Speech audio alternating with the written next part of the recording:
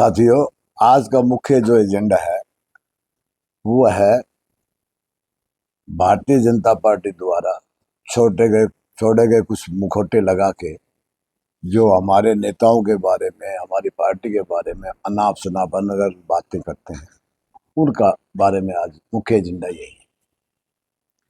Bharatiya Janata party जिसका एक agenda है, कोई विकास की बात नहीं है, कोई रोजगार की बात नहीं है, कोई बिजली की बात नहीं है, कोई सड़क की बात नहीं है, कोई परिवहन की बात नहीं है, कोई स्वास्थ्य की बात नहीं, सिर्फ एक एजेंडा है कि छत्तीस बिरादरी को आपस में उखाड़ दो, पाड़ दो।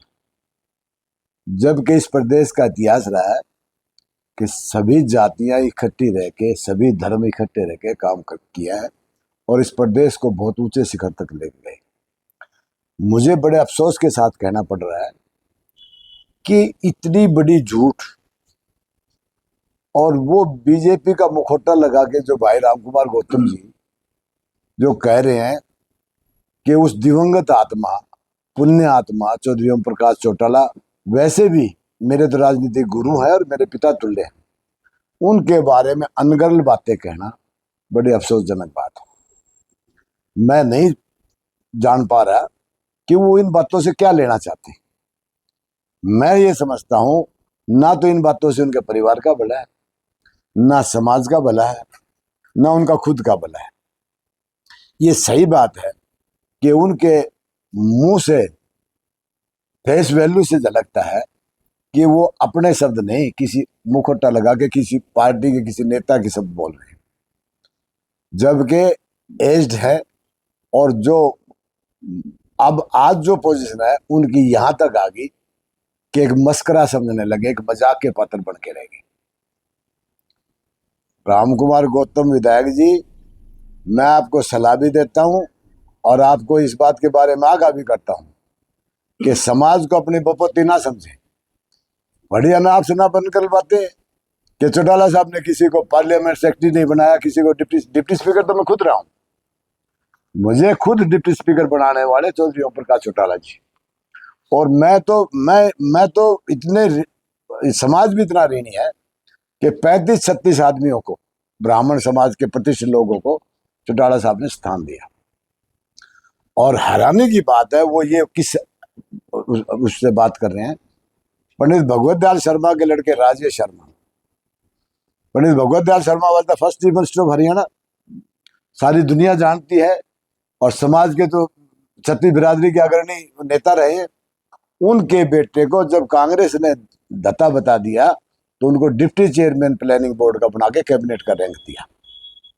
हम अकेले भिवानी की बात करें तो भी मुझे बड़े अफसोस के साथ कहना पड़ता है, अगर उन्होंने पहले पढ़ना चाहिए, देखना चाहिए, पता करना चाहिए कि यहाँ गोपीराम वशिष्ठ को मेंबर पार्लियामेंट का चुनाव लड़ा है। मुझे 3 बार विधानसभा का चुनाव लड़ने का मौका चौटाला साहब ने दिया। यहाँ पे कितने सारे लोगों को, श्री किशन शर्मा धनाना वाले, जिनको एजुकेशन बोर्ड का चेयरमैन बनाया, मैं कितने नाम गिनाऊं जिन लोगों को चौटाला साहब ने सम्मान दिया। और मैं तो इस बात का भी कायल हूं कि मैं फार्म पे बैठा था, चीफ मिनिस्टर थे चौधरी ओम प्रकाश चौटाला जी, मुझे टेलीफोन करके बुलाया गया और मुझे चंडीगढ़ बुला के कैबिनेट का रैंक दिया गया, मुझे डिप्टी चेयरमैन प्लानिंग बोर्ड बनाया। इसके साथ साथ भाई अभय चौटाला जी ने मुझे पार्लियामेंट बोर्ड का चेयरमैन बनाया। कितने उदाहरण बताऊं मैं, लेकिन मैं एक बात पे पहुंचता हूं कि ये 3 व्यक्ति हैं जो भाजपा का मुखौटा ओढ़ के इस समाज को उखाड़ना चाहते हैं। चाहे उसमें श्री रामकुमार गौतम जी हों, चाहे राजकुमार सैनी जी हों, चाहे रामचंद्र झांगड़ा जी हों, उनकी राजनीति यहीं से शुरू होती, यहीं खत्म हो जाती। तो मेरा तो आज की मुख्य बात ये थी, जो व्यक्ति आज उस पुण्य आत्मा को, उस दिवंगत आत्मा को, वैसे भी हमारा समाज जो है बड़ा बुद्धिजीवी समाज है, विद्वान हमारे समाज में लोग हैं, वो सब समझते हैं कौन आदमी क्या पूरा करना चाहता है। अगर उनके फेस वैल्यू से पता चलता है कि उनको अफसोस है इस बात का कि मुझे मंत्रिमंडल में नहीं लिया गया, अब ये समाज की बस की बात नहीं है। पहले भी हमें शर्मसार किया गया विधानसभा के पटल पर, जब डॉक्टर अरविंद शर्मा, रामकुमार गौतम की बहस हुई, सारे समाज का शर्मसार होना पड़ा।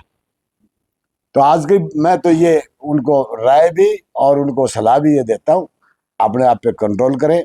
आखिरी वक्त है, बुजुर्ग हैं, ऐसी लाइन दे समाज को जो इकट्ठा हो। और ब्राह्मण समाज का तो मुख्य एजेंडा रहा है कि सारे समाज को लेकर सद्भावना बना के प्रेम से प्यार से समाज को आगे बढ़ाने का काम किया। मैं हैरान हूं इस बात से, अब वो किस हैसियत से समाज को क्या लाइन देना चाहते हैं जो नई प्योद आने वाली है। सभी पार्टियों में है लोग, चाहे वो बहुजन में हो, चाहे कांग्रेस में हो, चाहे बीजेपी में हो, अपनी अपनी राजनीति करे, चाहे इनेलो में हो। और भाई मैं तो इस बात का कायल हूं चौटाला साहब का कि उस पुण्य आत्मा ने 36 बिरादरी को साथ लेकर विकास का कार्य किया। भारतीय जनता पार्टी का तो एजेंडा है समाज को पाड़ो उखाड़ो, आपस में भिड़ाओ। अगर बीजेपी इतनी दूध धुली है, कहां गए रामविलास शर्मा जिन्होंने इस वोट वर्ष को लगाया था? कहां गया रमेश कौशिक जिसको 2 बार MP मेंबर पार्लियामेंट सोनीपत बनाया गया था? तो ये सारी बातें देख के अब वो बुजुर्ग हो चुके, वो एक मस्करे के रूप में लोग देखने लगे। तो मैं ये राय दूंगा कि वो अपने ऊपर कंट्रोल करें। तो इस तरह की बयानबाजियों से समाज पर क्या असर पड़ता है, उसको कैसे देखें?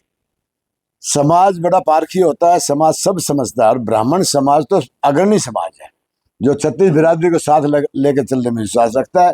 वो इन बातों को सिरे से खारिज करता है, कंडम करता है। और युवा पीढ़ी तो आज हर युवा पीढ़ी की इच्छा है, जागृत है कि हम भी राजनीति में, ईमानदार राजनीति में हिस्सा लें। और उनको ये दरकिनार करने का प्रयास है जो भारतीय जनता पार्टी का हम होने नहीं देंगे। तो अब जो बयान दिया उसको क्या देखते हैं, उसके पीछे क्या खंडन करें, क्या चाहती है? मेरा बड़ा सुझाव, ये माफी तो अवश्य मांगनी चाहिए। जब एक जो व्यक्ति जो आज दुनिया में गए हो, दिवंगत आत्मा, पुण्य आत्मा जो आज स्वर्ग में बैठी है, उनके बारे में जो शब्द कहे गए उनको राम कुमार गौतम वापिस ले और इस बात का की माफी मांगे कि इससे अकेली जाति की बात नहीं, इससे परिवार भी दुखी होता है, समाज भी दुखी होता है। 36 बिरादरी को इस बात का धक्का लगता है कि जो आत्मा स्वर्ग में है उनके बारे में अनगढ़ बातें कहना शोभा नहीं देता। गौतम जी ने माफी मांगनी चाहिए और अपने शब्द वापिस लेने चाहिए। इन द्वारा अभी क्या कार्रवाई की जाएगी इसको लेके, क्या? आज का मुख्य एजेंडा है उनको आगाह करना, उनको सलाह देना, उनको बताना, उनको अपने औकात दिखाना। अगर इसके बावजूद भी अगर वो बाज नहीं आए तो हम अगला सख्त कदम उठाने पर मजबूर होंगे, क्योंकि भारतीय जनता पार्टी तो यही चाहती है कि समाज में दो फाड़ कर दो। हम इंडियन नेशनल लोकदल पार्टी के सक्रिय कार्यकर्ता, समर्पित सिपाही हैं।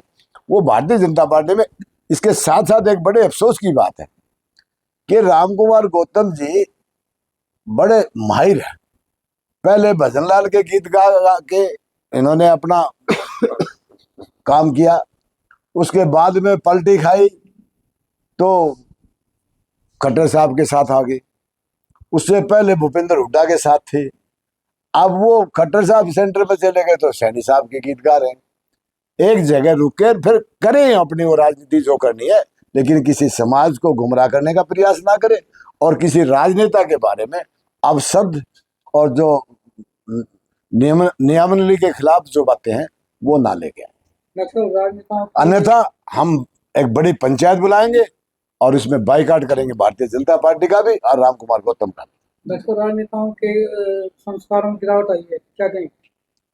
ये सरेआम उदाहरण है। ये तो राम कुमार गौतम जी तो उसका उदाहरण है। अब जो कि ये नहीं सोचते कि तुम मुखार में, अब असलियत क्या है कि ये जो TRP बढ़ाने के चक्कर में जो लगा देते हैं उसके सामने माइक, वो मुंह में आए सद वो ही निकाल देते हैं। उनको मजा आता है हंसने में। इसीलिए तो मैं कह रहा हूँ वो तो मस्करा बन के, एक मजाक का पात्र बन के रहेंगे, जो कि नहीं चाहिए। बुजुर्ग है वो, उन्होंने सोचना चाहिए तुम अपने जबान से क्या कह रहे हो।